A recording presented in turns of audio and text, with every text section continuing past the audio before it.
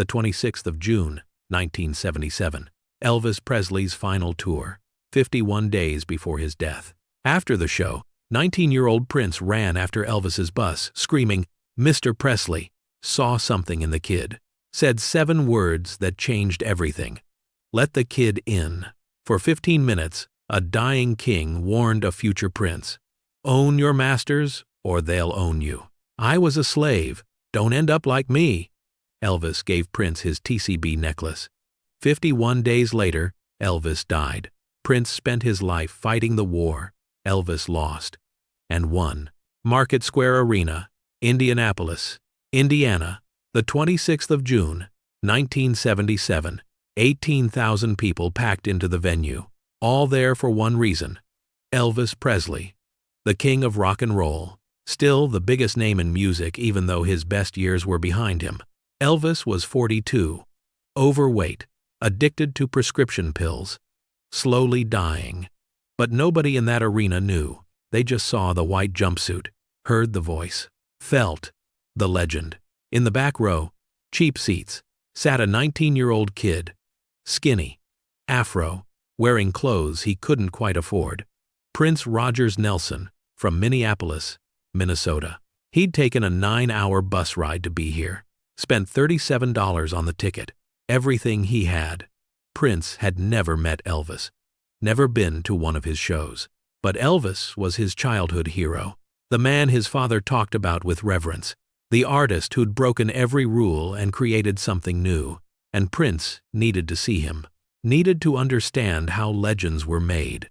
Because in 3 weeks, Prince would start recording his first album for Warner Brothers. A record deal at 19. Living the dream. But terrified of what came next. Prince sat in the back row watching the stage. Waiting. Around him, fans screamed. Excited. Electric. Ready for the king. Prince wasn't screaming. He was studying. Observing. Trying to learn something. Anything. How do you become immortal? How do you transcend music and become mythology? The lights went down. The crowd erupted. And Elvis took the stage. Prince's breath caught. This was Elvis Presley. In person. Real. Right there. But something was wrong. Elvis walked slowly, breathing heavy. The white jumpsuit barely fit, stretched tight, sweat already visible under the stage lights. Elvis grabbed the microphone, started singing. And the voice was still there, still powerful, still Elvis, but the body was failing. The man was exhausted. You could see it, feel it. Prince watched the whole show with tears in his eyes. Not tears of joy, tears of sadness, because he was watching a legend die in real time, watching greatness crumble, watching what happens when the machine consumes the artist. "This man is being killed," Prince whispered to himself, on stage, in front of 18,000 people, "and nobody sees it but me." The concert ended. Elvis left the stage. The crowd gave a standing ovation, screaming, cheering, celebrating. They'd seen the king. They were satisfied. But Prince didn't applaud. He sat there, thinking, processing, a question burning in his mind. How do I avoid this? How do I stay free? Then a decision, sudden, urgent. I have to talk to him. I have to see Elvis. I have to ask him how this happened. Prince pushed through the crowd, found the security exit. The back doors where the tour buses waited. Security everywhere, barriers up, fans trying to get close, being pushed back. Prince waited, patient, watching. At 11 p.m., the buses started moving. Elvis's bus, the big one with the tinted windows, pulled out slowly.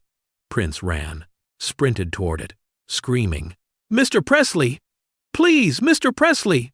Security grabbed him. "Get back, kid! I just need 1 minute. Please, just one. Move it!" Security pushed him hard. Prince stumbled, almost fell, but Elvis heard. Inside the bus, heard a kid screaming his name with desperation. Not fans screaming. Something else. Something genuine. Elvis looked out the window, saw Prince, 19 years old, skinny, different, and in Prince's eyes, Elvis saw something he recognized. Himself, young, hungry. Before everything went wrong, Elvis knocked on the window, told the driver to stop, opened the door himself. Security was shocked. "Let the kid in," Elvis said, his voice tired, but certain. Prince climbed onto the bus, shaking, couldn't believe this was happening. Elvis Presley, right there, 3 feet away, exhausted, sitting on a leather couch, still in the jumpsuit, unzipping it because it was too tight. "What's your name, son?" Elvis asked, voice gentle. "Prince. Prince Rogers Nelson, sir." Elvis smiled. Tired smile. "Prince. That's a hell of a name. I like it." "Thank you, sir. I needed to see you. I signed with Warner Brothers 3 weeks ago. My first album. And you're the reason I'm here. The reason I make music." Elvis's smile faded. "Warner Bros. Huh?" He gestured to the seat across from him. "Sit down, kid. We need to talk. Have you ever met your hero and discovered they're broken? Ever seen behind the curtain and found pain instead of glory?" That's where Prince was. And what Elvis said next would define Prince's entire career. Share this story if you've ever looked up to someone and learned the hard truth about success. Because Elvis's warning to Prince became the blueprint for how artists fight for freedom. Prince sat. Elvis looked at him. Really looked at him. Studying. Seeing something. "How old are you?" 19, sir." 19. Elvis shook his head. "Same age I was when I signed with RCA. You know what that got me?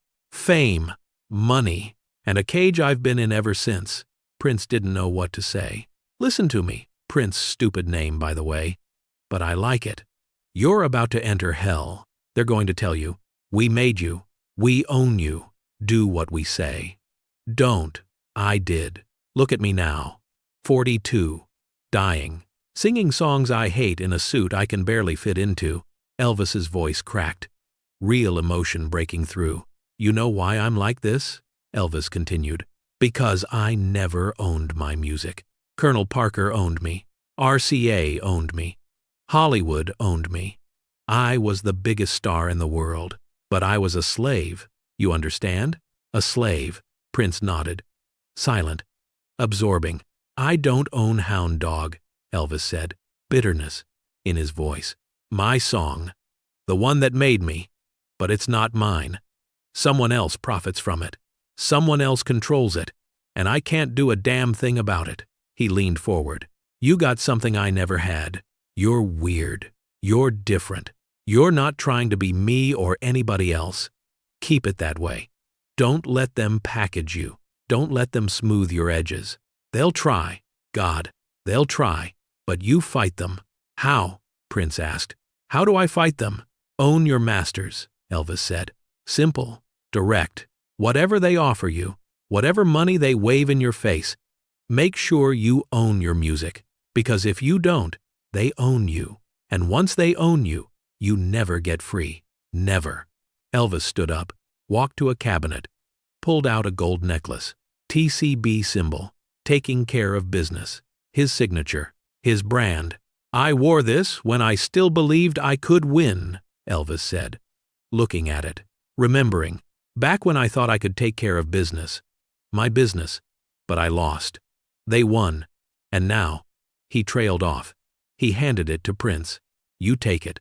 Wear it when you're fighting them. When they're trying to control you. When you're ready to give up. Look at this and remember. You are the business. Not them. You." Prince held the necklace. Heavy. Gold. Real. I can't take this. This is yours. Not anymore. I don't deserve it. I failed. But you? You can still win. You can do what I couldn't." Prince's eyes filled with tears. "Mr. Presley, why are you telling me this?" "Because you remind me of me, before they broke me. You got fire in your eyes. I had that once. Then I got comfortable. Got rich. Got controlled. Now I'm trapped in this costume singing Suspicious. Mines for the millionth time, while my soul is dead." Elvis put his hand on Prince's shoulder. "Promise me something. When they try to put you in a box, and they will burn the box. You hear me? Burn it. Don't end up like me. Don't die on stage while you're still breathing. I promise," Prince whispered. "Good." Elvis walked to the door, opened it. "One last thing. "What's your first album called?" "For You." Elvis smiled. Real smile. "First one all night. Perfect. Because it's gonna be for you. Not for them. Not for Warner Brothers. Not for the radio. For you. Remember that when they start telling you what to do." Prince stepped off the bus, necklace in his hand, heart racing, mind spinning. The door closed. The bus pulled away, and Prince stood there, in a parking lot in Indianapolis, having just had 15 minutes with Elvis Presley, 15 minutes that would define his life. He didn't know Elvis only had 51 days left. Didn't know this was one of the last real conversations Elvis would ever have. Didn't know that this warning would become his life's mission. But he knew something had changed. Something fundamental. He wasn't just a kid with a record deal anymore. He was a soldier in a war. A war Elvis had lost. A war Prince was determined to win. 51 days later, the 16th of August, 1977, Prince was in the studio, working on his first album, For You, doing exactly what Elvis had told him, making it for himself, playing every instrument, producing it his way. The phone rang. The engineer answered. His face went pale. He turned to Prince. "Elvis is dead." Prince stopped playing. The guitar fell from his hands. "What?" "Elvis Presley, found dead at Graceland. Heart attack. He's gone." Prince sat down. Couldn't breathe. 51 days. Elvis had 51 days left when they talked, and Prince didn't know. Nobody knew. He thought about that night. The bus. The warning. The necklace. Elvis telling him not to end up like him, not to die on stage while still breathing. Elvis had known. Maybe not consciously, but he'd known his time was short, and he'd use those final weeks to warn people, to try to save someone, anyone, and he'd chosen Prince. Prince cried. Really cried. For hours. The engineers gave him space, let him grieve, not just for Elvis, but for what Elvis represented. The cost of fame, the price of being controlled, the tragedy of dying trapped. When Prince finally stopped crying, he stood up, wiped his eyes, looked at the engineer. "Give me every instrument in this studio." "What?" "Every instrument. I'm recording this album alone. No session musicians, no producers, no Warner Brothers interference. Elvis told me to make it for me. I'm making it for me." "Prince, that's crazy. You can't play every." "I can, and I will." Elvis fought his whole life and lost. "I'm fighting and I'm going to win. Starting now." Prince recorded For You, completely solo, 27 instruments, all him. Warner Brothers was shocked, tried to intervene. Prince refused. "Read my contract. I have creative control. This is my album. For me." Like the title says. The album came out in 1978. Critics loved it. A one-man orchestra. Unprecedented control for a debut artist. Prince had started his war, and he was winning. Prince kept Elvis's TCB necklace for 38 years. Never wore it on stage, never showed it publicly. But every time he went into the studio to record an album, he put it on. Every single time. For You. Prince. Dirty Mind. 1999. Purple Rain. Every album. The necklace was there, taking care of business. His business. In 1993, Prince's war with Warner Brothers reached its peak. The label wanted to control his output, limit his releases, own his masters, everything Elvis had warned about. Prince refused, changed his name to an unpronounceable symbol, wrote "slave" on his face in black marker, appeared at the American Music Awards looking like a prisoner. Reporters asked, "Why are you doing this? Why so extreme?" Prince told them about Elvis. First time publicly. In 1977, I met Elvis Presley. 51 days before he died. He told me, "Own your masters, or they'll own you." I was a slave. Don't end up like me. I'm not ending up like him. I'm fighting. The story went viral. People didn't believe it. No proof, no witnesses, just Prince's word. But he didn't care. He was living Elvis's warning, making it real. Eventually, Prince won, got out of his Warner Brothers contract, started his own label, owned everything he created from that point forward. The war Elvis lost, Prince won. The 16th of August 2003, 26th anniversary of Elvis's death. Prince flew to Memphis, went to Graceland. No press, no announcement, just him. Lisa Marie Presley was there, Elvis's daughter. She recognized Prince immediately. "You knew my father?" 15 minutes, Prince said.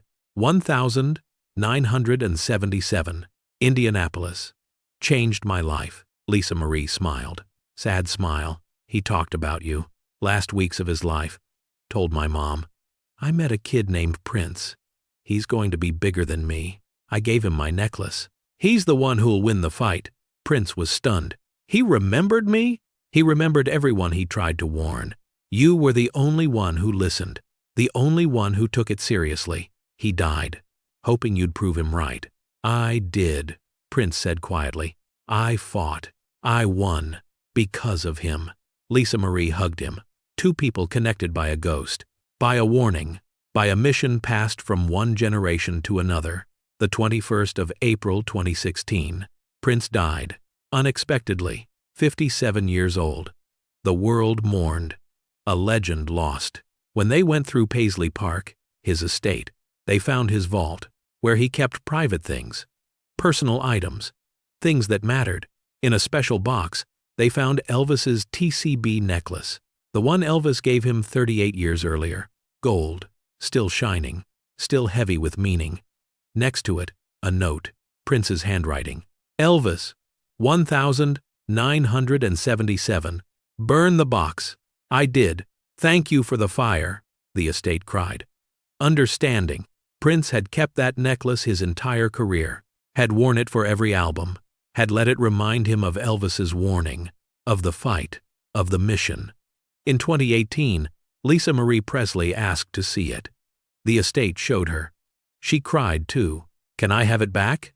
she asked. "To keep at Graceland?" The estate agreed. The necklace went back to Graceland, but not to storage, to a museum exhibit. Two display cases, side by side, Elvis's final concert costume, Prince's first album cover, and between them, the necklace. The plaque reads, "The night a dying king crowned a future prince. 15 minutes that changed music forever." The 26th of June, 1977, Elvis Presley gave Prince Rogers Nelson this necklace and a mission: own your art or die trying. Elvis died. Prince fought. Both won. 2020, a recording surfaced. 14 minutes, 37 seconds. Audio from Elvis's tour bus. The 26th of June, 1977. The automatic recording system had captured it. Security protocol. Nobody had known. The full conversation. Elvis and Prince. Every word, every warning, everything. Bootleggers wanted to release it, sell it, make money, but Graceland and Paisley Park issued a joint statement. "We have confirmed this recording is real. Every word Prince said about that night is true, but we will not release it. Some conversations are too sacred. This is one of them." The recording remains sealed, in both estates, protected, because it's not entertainment, it's legacy. It's a dying man passing a torch. It's personal, it's holy, but the fact that it exists, that it's real, validates everything. Prince didn't make it up. Elvis really did warn him, really did give him the necklace, really did see something in a 19-year-old kid and decide to save him. Market Square Arena was demolished in 1999. The building where Elvis and Prince's paths crossed is gone, but in the parking lot where Prince got on that bus, there's a plaque, bronze, permanent, reads, "The 26th of June, 1977, the night Elvis Presley's torch was passed to Prince Rogers Nelson. Two kings, one mission, own your art or die trying. Elvis died. Prince fought. Both won. Fans visited.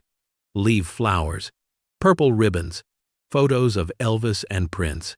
Because that parking lot is sacred ground, where a warning was given, where a war was declared, where two legends connected across generations. If you've ever fought for ownership, if you've ever refused to be controlled, If you've ever burned a box someone tried to put you in, share this story. Because Elvis's warning to Prince became the anthem for every artist who refused to be a slave. The 26th of June, 1977, a dying Elvis Presley let a 19-year-old stranger onto his bus. For 15 minutes he confessed, warned, pleaded, "Don't be a slave like me, burn the box." He gave Prince his TCB necklace, told him to win the war, told him to be free. 51 days later, Elvis died, trapped in a system he couldn't escape, controlled until his last breath.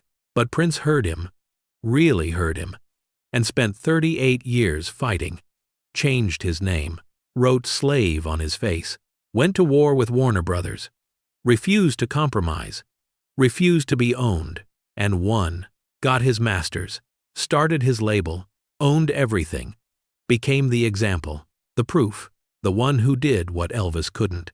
When Prince died in 2016, they found Elvis's necklace in his vault, had worn it for every album, kept it close, let it remind him why he fought. The note with it, "Burn the box, I did. 2 kings, 1 mission." Elvis failed. Prince succeeded. But both won. Because Elvis's warning didn't die with him. It lived in Prince.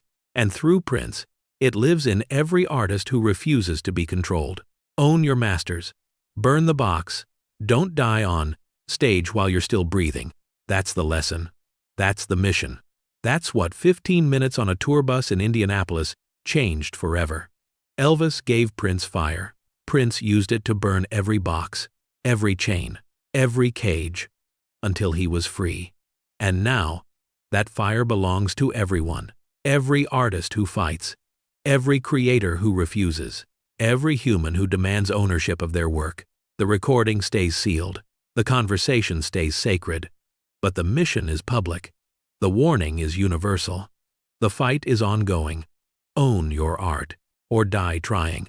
Elvis died. Prince fought. Both won. And the war continues.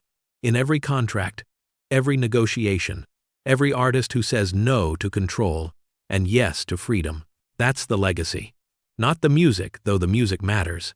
The fight, the refusal, the burning of boxes. 15 minutes, 1 necklace, 2 kings, forever.